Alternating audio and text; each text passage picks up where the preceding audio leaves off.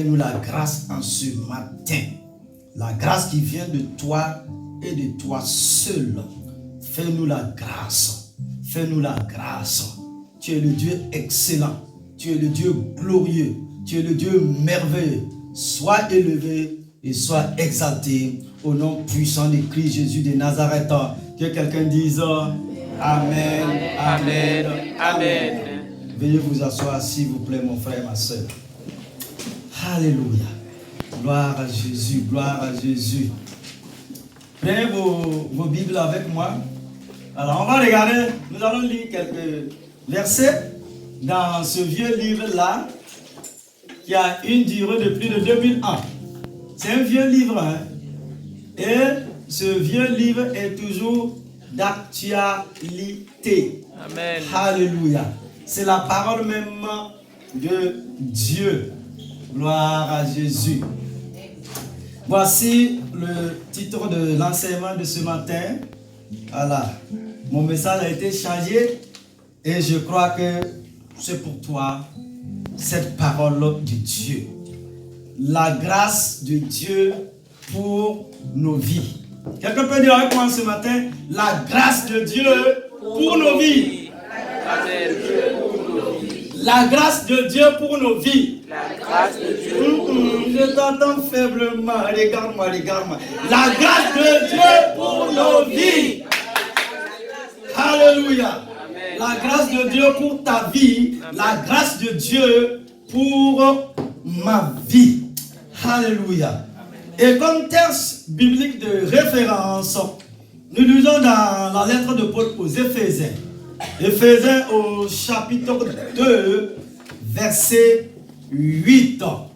Car c'est par la grâce que vous êtes sauvés, par le moyen de la foi. Et cela ne vient pas de vous, mais c'est le don de Dieu. Notre deuxième texte, Romains au chapitre 6, les versets 14. Car le péché n'aura point de pouvoir sur vous, puisque vous êtes non sous la loi, mais sous la grâce. Amen. Alléluia. Tu n'es plus sous la loi, mais tu es sous la grâce de l'Éternel Dieu des armées. Que Dieu bénisse sa sainte parole. Amen.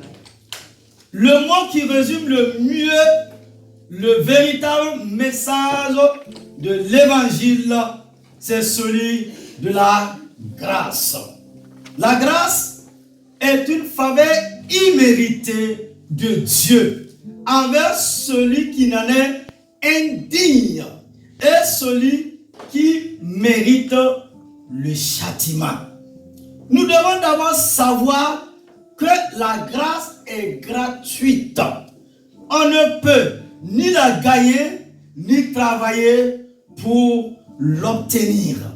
Elle n'est pas seulement réservée aux indignes, mais aussi à ceux qui méritent le châtiment. Autrement dit, alors que nous méritons le châtiment, Dieu, de par sa grâce, nous donne le bien. La grâce est un des concepts fondamentaux dans toute l'Écriture. Elle est présente tout d'abord dans l'Ancien Testament et dévoile sa plénitude dans le Nouveau. Dans le Nouveau Testament, le mot grec pour grâce apparaît 150 fois. Les chrétiens du Nouveau Testament avaient pour habitude de se saluer ainsi. Que la grâce et la paix de Dieu vous soient multipliées. Ils ajoutaient parfois la miséricorde et disaient que la grâce, la miséricorde et la paix de Dieu soient votre partage. Cette salutation sous-entend que si vous voulez la paix, il faut d'abord avoir la grâce. la seule façon d'avoir la véritable paix, c'est de l'obtenir de la grâce de Dieu. La plupart des épîtres du Nouveau Testament finissent aussi par le mot grâce, avec des expressions comme que la grâce du Seigneur soit avec vous, que la grâce soit avec votre esprit. Les épîtres du Nouveau Testament sont la source principale de notre compréhension de la vie chrétienne. Elles nous montrent comment appliquer les vérités de l'évangile. Et la leçon est en fait que la vie chrétienne commence et finit avec la grâce de Dieu. Et si nous sortons de cette relation de grâce dans laquelle la grâce n'est pas que le commencement et la fin, nous n'aurons probablement pas une vie chrétienne épanouie.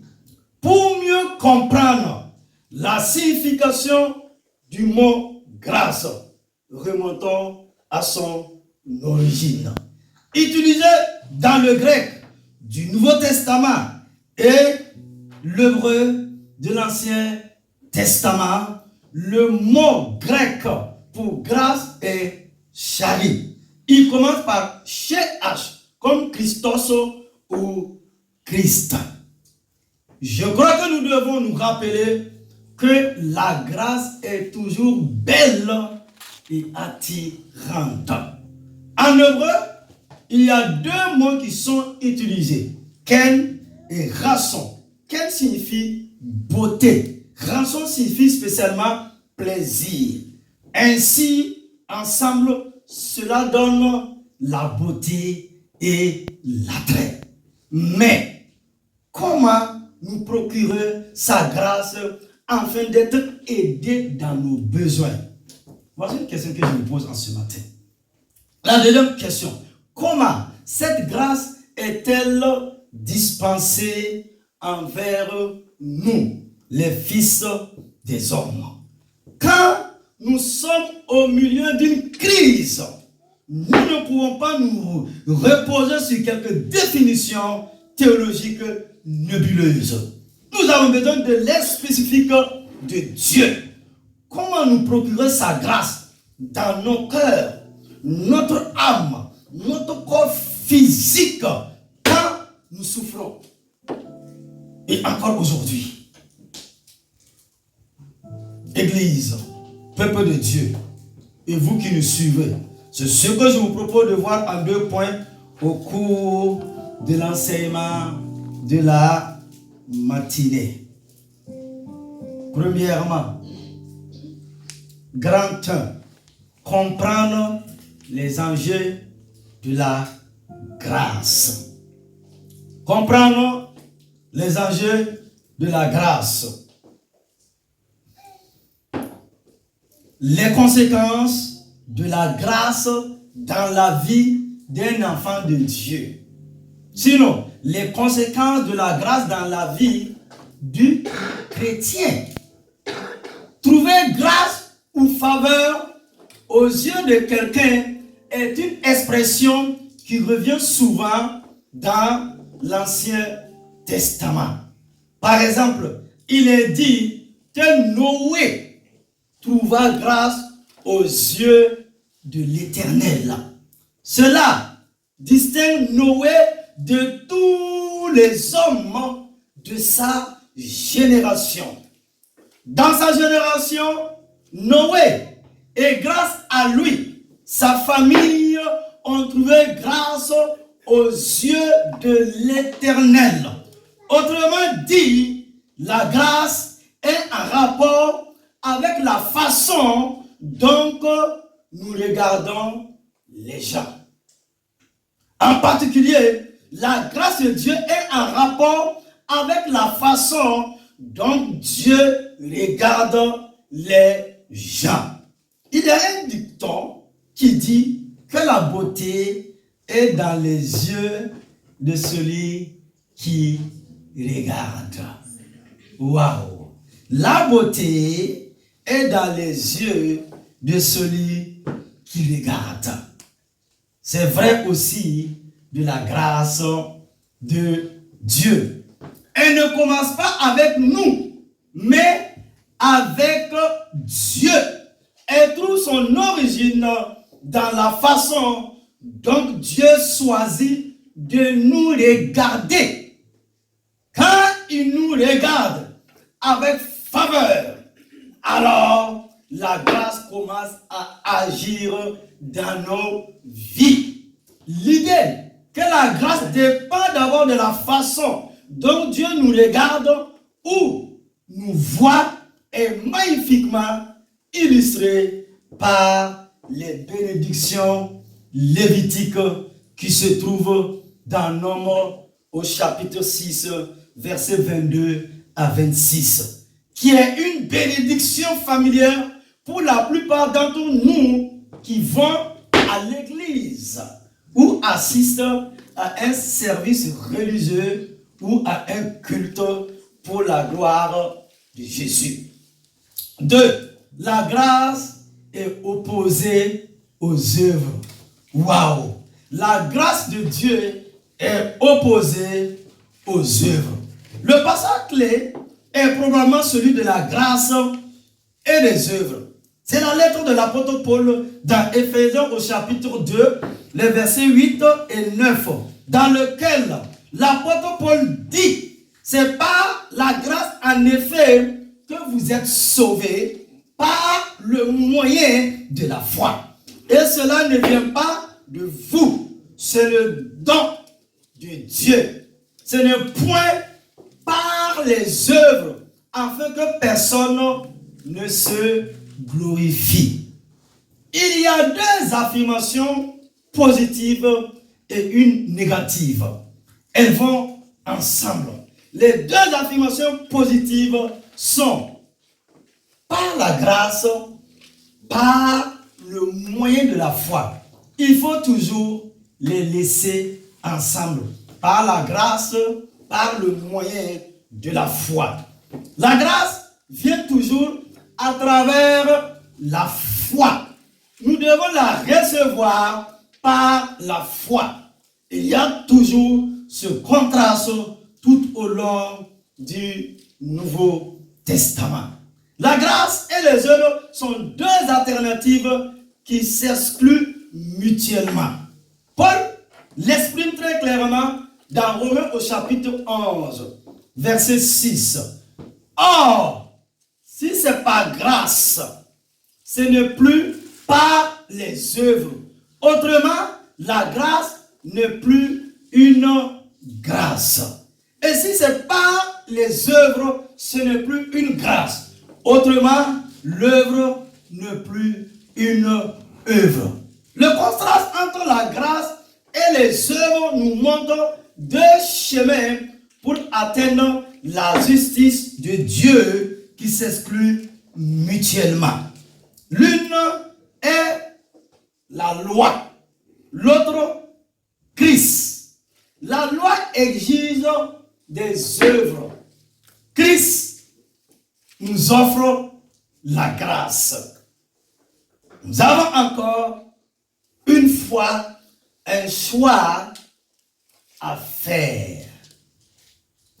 Nous le voyons bien dans le passage de Jean au chapitre 1, où Jean présente Jésus comme la parole éternelle de Dieu faite chair. Il est dit dans Jean au chapitre 1, le verset 17, car la loi a été donnée par Moïse, le législateur. La grâce et la vérité sont venues par Jésus-Christ, le Fils du Dieu vivant. Il y a deux possibilités. La loi qui a été donnée à travers Moïse, la grâce, et avec elle, la vérité qui est venue à travers l'homme de la croix, Jésus-Christ de Nazareth. Oh, alléluia. Pour être justifié par par la loi, pour obtenir la justice par la loi, il faut observer à chaque instant toute la loi. C'est extrêmement important. La plupart des gens ne comprennent pas cela. La loi donnée à travers Moïse était un système intégral unique. Tout a été donné en une fois. Tout était ensemble et Moïse n'arrêtait pas de dire: vous ne pouvez rien y ajouter, rien enlever. Vous devez garder toute la loi à chaque instant. Waouh! On retrouve cela dans le Nouveau Testament, dans l'épître de Jacques, où il dit au chapitre 2, versets 10 et 11, car quiconque observe toute la loi, mais pêche contre un seul commandement, devient coupable envers tous. Celui qui a dit ne commets pas d'adultère a dit aussi ne commets pas de meurtre. Or, si tu ne commets pas d'adultère, mais si tu commets un meurtre, tu deviens agresseur de la loi de Moïse. Si nous observons 99% de la loi et qu'on ne respecte pas 1%, la loi est violée. Parce que c'est une entité complète et indivisible. Waouh! Je parle aux juristes là. Dans Galates chapitre 3, le grand apôtre continue, Paul, et il dit aussi cela: car tous ceux qui s'attachent aux œuvres de la loi sont sous la malédiction. Car il est écrit, et c'est écrit dans la loi, c'est une citation de la loi: maudit est quiconque ne persévère pas dans toutes les choses qui sont écrites dans le livre de la loi pour les faire. Waouh! Moïse a amené la loi. Et la loi a tué Israël. On ne rigolait pas avec la loi. Je veux que tu comprennes quelque chose en ce matin. Et nous arrivons au grand 2. Grand 2. Les effets de la grâce. Waouh! Les effets de la grâce de Dieu. Nous sommes touchés par la grâce de Dieu de deux façons, je dis de deux façons au moins. Premièrement, Dieu dispense sa grâce dans nos épreuves au travers de révélations que nous n'aurons jamais pu comprendre en d'autres temps. Quelqu'un m'a compris en ce matin? Waouh! Dieu dispense sa grâce dans nos épreuves, sinon dans nos difficultés, sinon dans les larmes, au travers de révélations que nous n'aurons jamais pu comprendre en d'autres termes. Dans les Saintes Écritures, les plus grandes révélations de la bonté de Dieu sont venues au travers de troubles, calamités, trahison, déception, larmes, isolement et épreuve. Nous en trouvons un exemple dans la vie de Jean, l'apôtre Jean. Pendant 3 ans, sinon pendant 3 ans et demi, ce disciple était sur la poitrine de Jésus. C'était un temps de repos, de joie et de paix, sans épreuve ni souci. Mais pendant ce temps, j'ai reçu peu de révélations. Il ne connaît Jésus qu'en qualité de fils de Dieu. Quand Jean reçut-il la révélation de Christ dans toute sa gloire? Mon frère, ma soeur, je te pose cette question. Quand l'apôtre Jean reçut-il la révélation de Christ Jésus dans toute sa gloire. Cela arriva lorsque Jean fut conduit d'Éphèse dans les chaînes. Il fut amené en exil vers l'île de Patmos, où il fut assigné à des travaux forcés. Il était isolé, sans communion fraternelle, sans famille ni amis pour le réconforter ou pour l'encourager. C'était un temps de désespoir, le plus grand de sa vie, sinon le plus grand de toute sa vie. Qu'est-ce que Dieu veut nous enseigner ce matin? Néanmoins, c'est là que j'ai reçu la révélation de son Seigneur qui allait devenir le dernier élément des Écritures, le livre de l'Apocalypse, sinon le livre de la Révélation.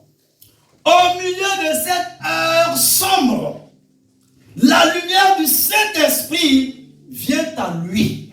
Et Jean vit Jésus comme il ne l'avait jamais vu. Il vit littéralement Jésus comme le Fils de Dieu.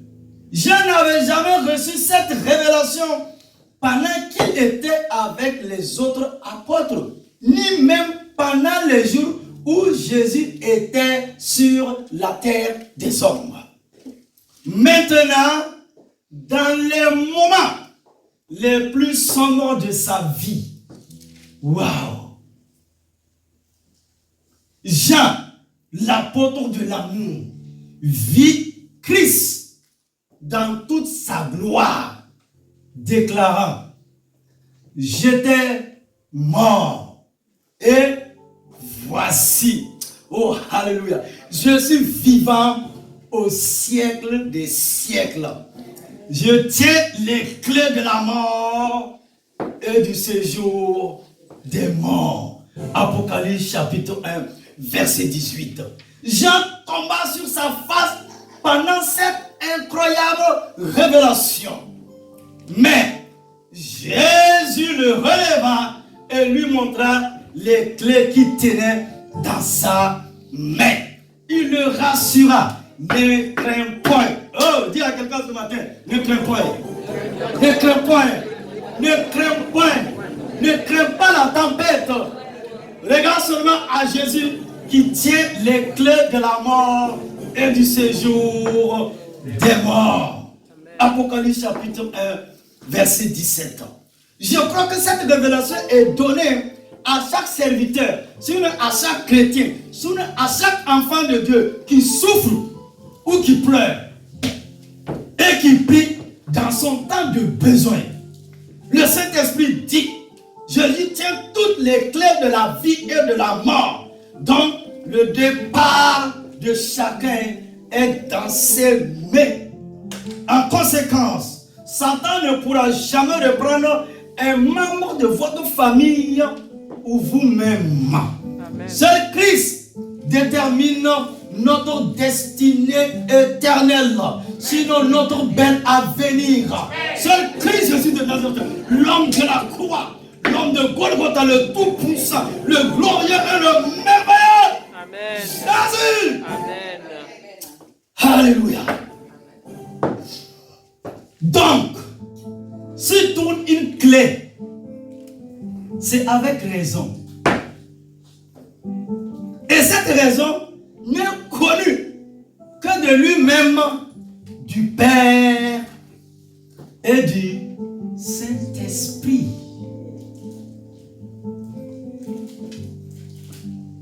Cette révélation est permise pour amener la paix à nos cœurs. Comme Jean, nous devons voir Jésus se tenir devant nous, tenant les clés de la mort et de la vie, nous assurant: ne crains point, Je tiens toutes les clés. Quelle va être notre réponse? Quand Dieu dit ne crains pas, je tiens toutes les clés. Comme Job, nous devons dire par la foi, le Seigneur a donné, le Seigneur a repris. Que le nom du Seigneur soit béni. Amen. Dieu a donné, Dieu a repris. Que la gloire revienne à lui et à lui seul. Amen. Peut-être tu vis des jours de malheur, de douleur, de larmes, de souffrance, de difficultés, de questionnements, où tu te poses tant de questions. Qu'est-ce que j'ai fait au bon Dieu? Qu'est-ce que j'ai fait pour mériter? Je souffre encore chaque jour. Seigneur, peut-être tu te dis, Dieu, à quand la rétribution même des méchants?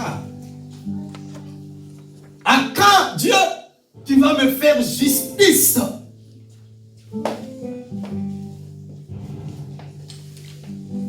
Je viens te communiquer une parole. Regardez l'apôtre de l'amour, homme de Dieu, Jean. Avec Jésus, il avait sa tête posée sur la poitrine de Jésus. C'était doux, hein? C'était doux, c'était tranquille. Jésus dit Pierre, Jacques, Jean. Maintenant, Jésus est parti. Il les a confié une mission. Waouh! Jean, il n'a rien fait. Hein? Les gens qui aiment dire là, je n'ai rien fait. Non, Jean n'a rien fait. Il servait Dieu. On est venu l'enchaîner comme un bandit, comme un brigand. À Éphèse, on l'a amené sur l'île. Il était tout seul. Il pouvait être homme de Dieu, femme de Dieu. Il pouvait faire cette prière. Jésus, quand tu étais sur la terre là, on t'a servi, hein? On a vu les signes, les miracles. Tu nous as fait de belles promesses. Maintenant tu es parti. Pourquoi tu as laissé ces gens venir me prendre?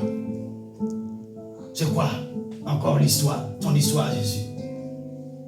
Non, c'était le début du commencement. Tu vas lire le livre de l'Apocalypse. La révélation de la fin des temps.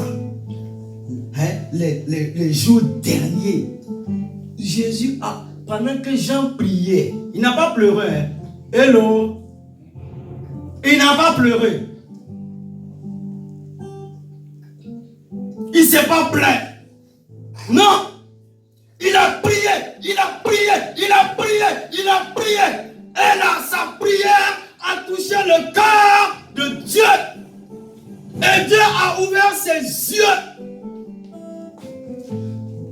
Il est allé dans le surnaturel là. Et il a vu les événements que nous pouvons voir aujourd'hui. Dans tes larmes là, dans les difficultés là, tu dois aller dans la présence de Dieu. Tu dois chercher Dieu. Tu dois aimer plus Dieu. Si on a un problème, si on a un problème, ma soeur, attends, écoutez-moi. Tu as rencontré Jésus ou bien tu as rencontré le pasteur Israël? Si tu as rencontré le pasteur Israël, je suis désolé de te dire, mon ami, je suis mortel, je suis poussière. On a dit homme de Dieu, donc il y a homme et puis il y a Dieu. Mais si tu as rencontré Jésus dans ta marche de tous les jours avec lui, aucune personne, ni un homme, ni une femme ne va t'amener à renier ton Jésus. Jamais. Non, non, non, non, non, non, non, non, non, non, non, non, non. Tu es en la route pour Cana. Si quelqu'un ne veut pas venir, jette. Fais comme Bartimée. Jésus appelle Bartimée. Il voulait que la grâce de Dieu le saisisse. Pendant des années, j'étais mendiant, aveugle, misérable. Il a dit Jésus. Il sait pas, il a crié, aie pitié de moi. Je veux mes deux yeux. Je veux voir de nouveau. Jésus a dit, lève-toi. Quand il s'est levé, il a fait quoi? Son manteau là, il a enlevé ça, jeté, et il a allé prendre sa guérison, son miracle, la délivrance, la restauration, la gloire de Dieu s'est manifestée. J'ai fait ces choses-là qui me bloquent plus en plus pour avancer. C'est ça, être chrétien, c'est ça, être enfant de Dieu. Dieu a tourné la clé, il sait pourquoi. Alléluia. Quelqu'un est dans la joie ce matin? Amen. J'arrive à un homme. Son histoire m'a tellement façonné que dans mon nom là, mon nom Adama là, c'est nom musulman. Voilà. Je viens d'une famille musulmane. Mon papa c'est Dramani. Voilà. Il avait une petite mosquée dans sa maison. Mais l'histoire de cet homme m'a façonné. Et sur mon nom Adama là, j'ai mis très comme ça. Ça veut dire mon histoire continue avec le grand Dieu d'Israël. J'ai mis Israël. Amen. Voici mon histoire avec Jésus. Yes. Jacob aussi reçut une grande révélation dans une heure sombre de sa vie.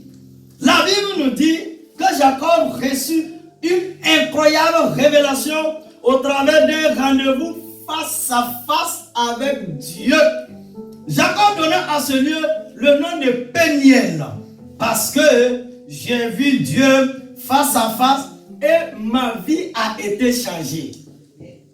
Est-ce que je parle à quelqu'un ce matin? Quand Jacob a vu Dieu face à face là, il n'a plus été la même personne. Sa vie a changé. Les gens sont chrétiens, chrétiennes, 10 ans, 20 ans. Leur vie n'a jamais changé. Il y a un problème. Je dis, il y a un souci. Il y a une difficulté. Regardez cet homme, ce patriarche. Il dit, parce que j'ai vu Dieu face à face et ma vie a été changée. Genèse 32, 30 à 31. Maintenant, je vous pose la question, femme. Quelle était la circonstance qui amena cette révélation? C'est un usurpateur, c'est un voleur, c'est un trompeur, c'est un manipulateur qui a dit, quand il a rencontré Dieu là, sa vie a changé. Waouh! C'était le moment où la vie de Jacob était au point le plus bas. À ce moment, Jacob était coincé entre deux forces puissantes. Son beau-père en colère. Mon ami, il ne faut pas avoir problème avec ton beau-père. Il ne faut pas avoir de problème. Si Dieu ne vient pas là, comme on est décédé en Afrique, c'est Katanga. C'est Katanga. Tu m'as compris? Jacob était coincé. Il y a des choses, ça n'a pas commencé par nous. Son beau-père, Laban, c'était un méchant, hein? Et l'hostilité de son frère, Ésaü, son propre frère. Jacob avait travaillé plus de 20 ans pour Laban. Ça fait quand même beaucoup à la fonction publique, hein? N'est-ce pas? Hein? Les fonctionnaires. 20 ans. Lequel l'avait trompé. Finalement, Jacob en a eu assez. À un moment donné là, il faut dire ça. Ça n'est assez. Ça suffit. Il faut que ça s'arrête. Tu tiens ferme. Soit ça change, ou soit ça casse. Quelqu'un a dit, c'est ça. Mais oui, à un moment donné, il faut dire, ça n'est assez. Ça n'est assez. Je ne veux plus de cette vie.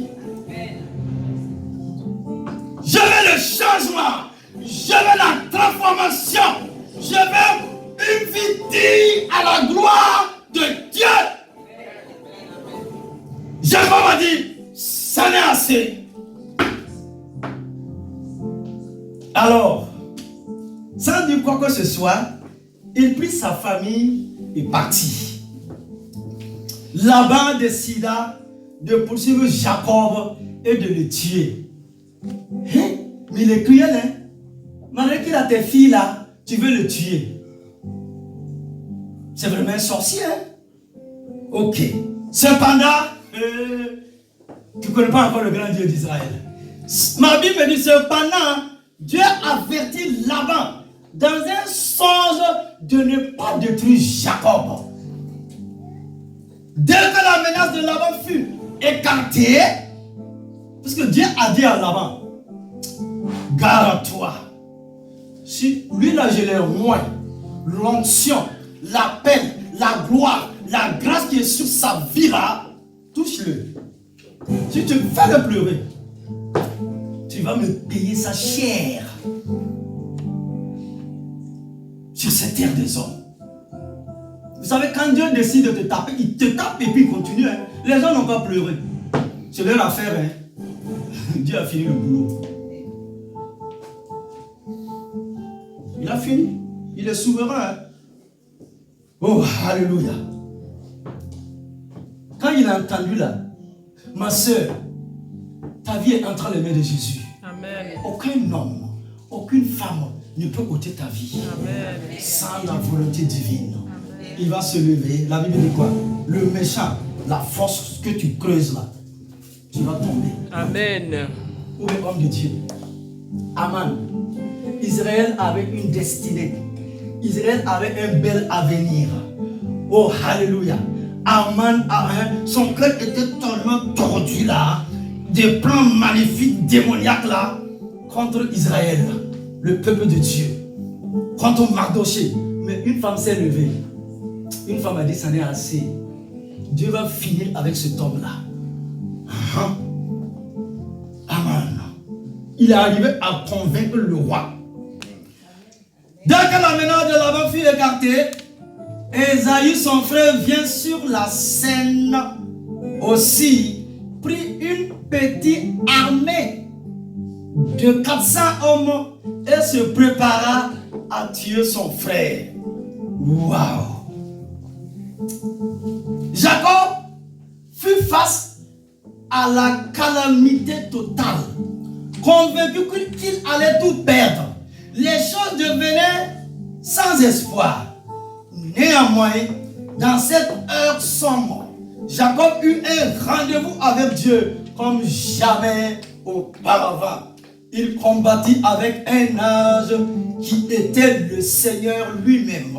Après cela, il déclara, j'ai vu Dieu face à face et ma vie a été.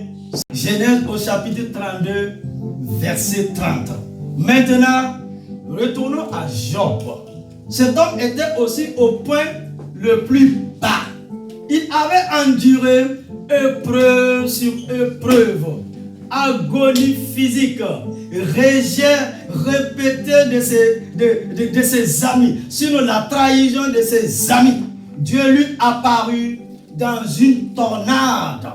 Et le Seigneur donna à cet homme une des plus grandes révélations de lui-même jamais rapportée par un humain, c'est-à-dire par le Fils des hommes. Dieu conduisit Job plutôt dans le cosmos, puis en bas dans les profondeurs de la mer. Il le conduisit dans les secrets de la création. Et Job vit des choses que personne n'a jamais vues. Et lui fut montré la gloire et la majesté de Dieu. Job sortit de cette expérience louant Dieu, disant, je sais maintenant que tu peux toutes choses, Seigneur. Je vois que toute chose est sous ton contrôle et dirigé par ta grâce. Tu avais ton plan préparé d'avance. J'avais entendu parler de toi. Mais maintenant, mon œil te voit. Job au chapitre 42, les versets 3, 4 et 5. Quelque chose de merveilleux se passe quand nous faisons simplement confiance. Amen. Une paix vient sur nous, nous permettant de dire, peu importe ce qui vient, mon Dieu a tout sous son contrôle. Je n'ai rien à craindre. Église, homme frère, peut-être, vous allez me dire, vous voulez peut-être dire, pasteur, je préférerais un Dieu qui fait toutes choses bonnes, qui enlève ma douleur et ma peine.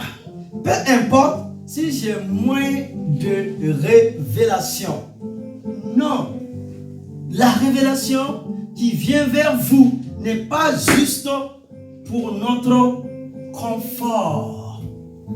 Elle est destinée à faire de nous un dispensateur de la grâce guérissante de Dieu pour les autres. Deuxièmement, Dieu dispense sa grâce au travers de son peuple. Dieu dispense sa grâce au travers de son peuple. Dieu utilise souvent des gens pour exercer le ministère. Mais plus souvent, il utilise son peuple pour dispenser sa grâce. C'est pour cette raison que nous sommes partenaires de sa grâce pour devenir un canal. Nous sommes destinés à la dispenser aux autres. J'appelle cela les gens de la grâce, sinon les hommes de la grâce, sinon les femmes de la grâce. Et l'apôtre Paul dit, à chacun de nous a été fait la grâce. Éphésiens chapitre 4 verset 7.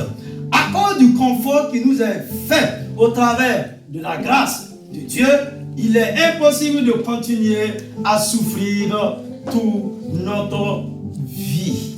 À un certain point, lorsque nous sommes guéris par le Seigneur, nous commençons à construire un réservoir de la grâce de Dieu. L'apôtre Pierre écrit, comme chacun a reçu le don, 1 Pierre 4, 10.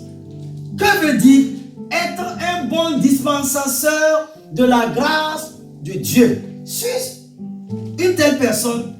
Est-ce que je passe mon temps à prier seulement pour ma propre douleur et mes conflits?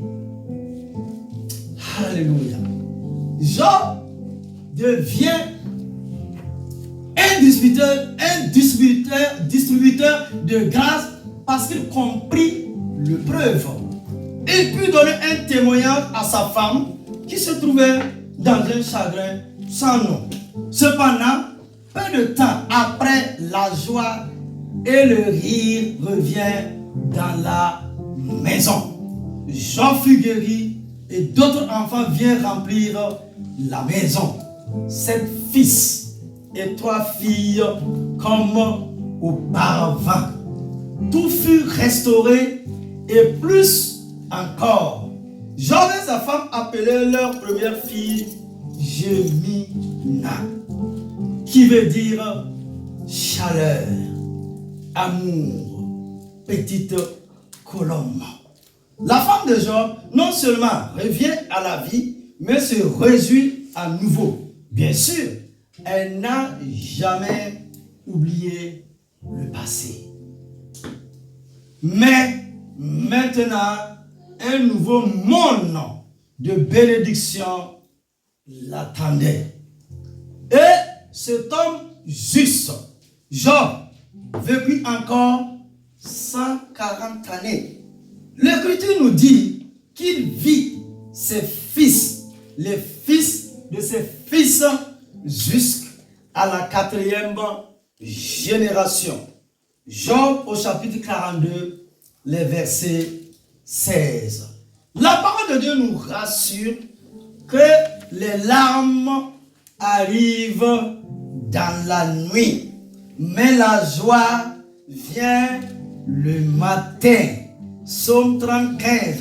Et tout cela arrive par la grâce de Dieu.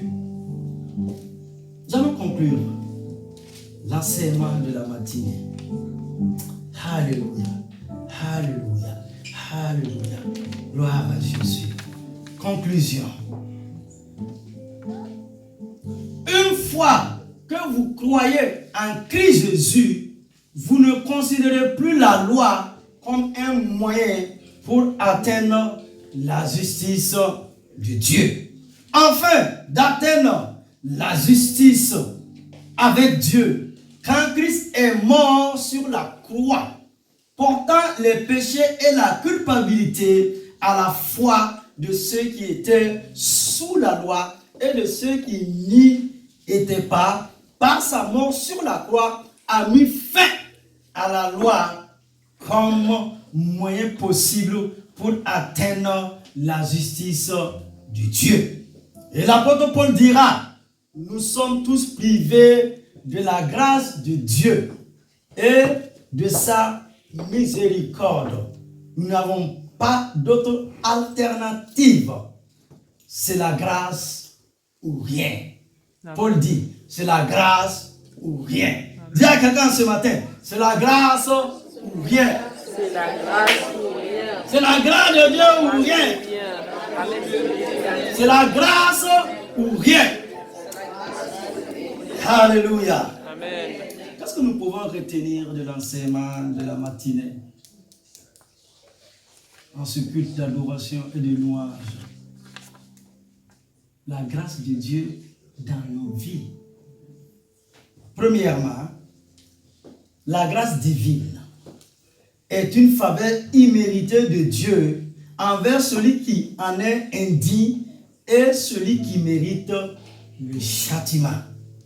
Deuxièmement, la grâce est gratuite.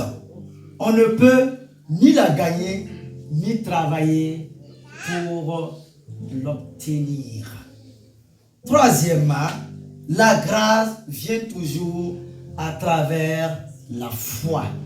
Nous devons la recevoir par la foi. Et au nom de Jésus-Christ de Nazareth, que quelqu'un dise Amen, Amen, Amen. Amen, Amen, Amen. Tiens-toi debout, mon frère, ma soeur. Amen, Amen, Amen. Et j'invite les hommes de Dieu à avancer, on va prier. Amen, Amen, Amen. Amen, Amen, Amen. La grâce de Dieu. Quelqu'un peut dire avec moi, la grâce de Dieu est sur moi. La grâce de Dieu est sur moi. La grâce de Dieu est sur moi. La grâce de Dieu.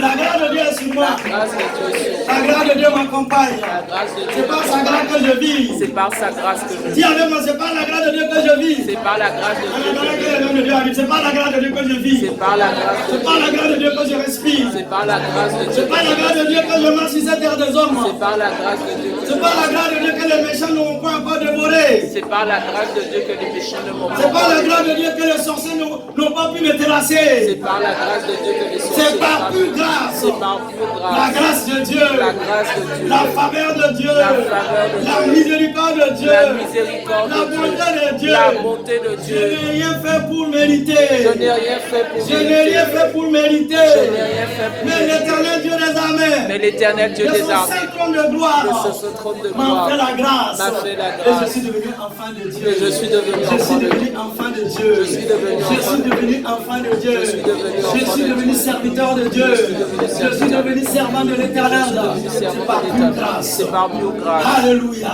Amen. Avec une foi profonde, proclamons ensemble. Éternel mon Dieu. Éternel mon Dieu. Ça, c'est la prière des gens qui ont reçu la grâce. Hein? Éternel mon Dieu.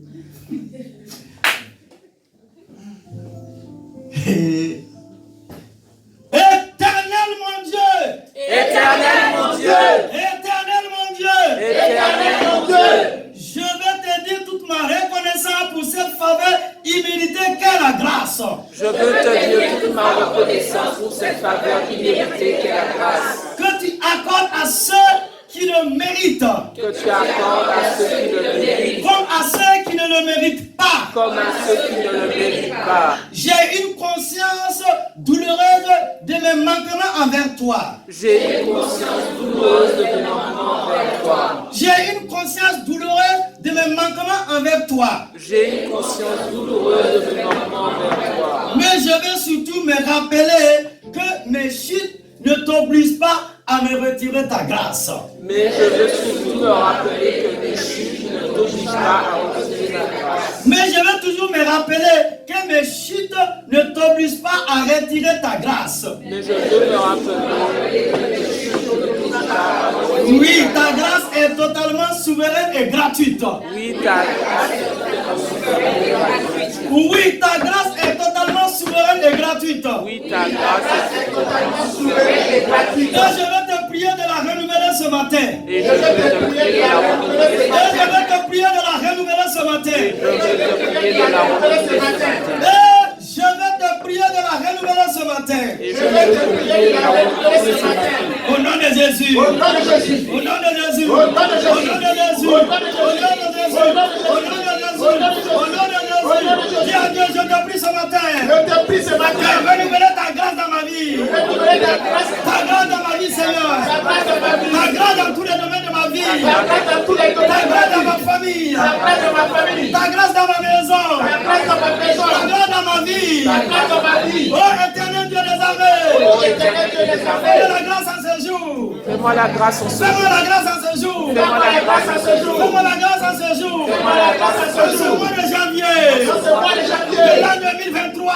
En 2023. Je me tiens dans ta présence. Tiens dans ta Et présence. je te prie, Seigneur. Je te prie, Tu as Seigneur. fait grâce à Noé. Fais grâce à Noé. Tu as fait grâce à Noé.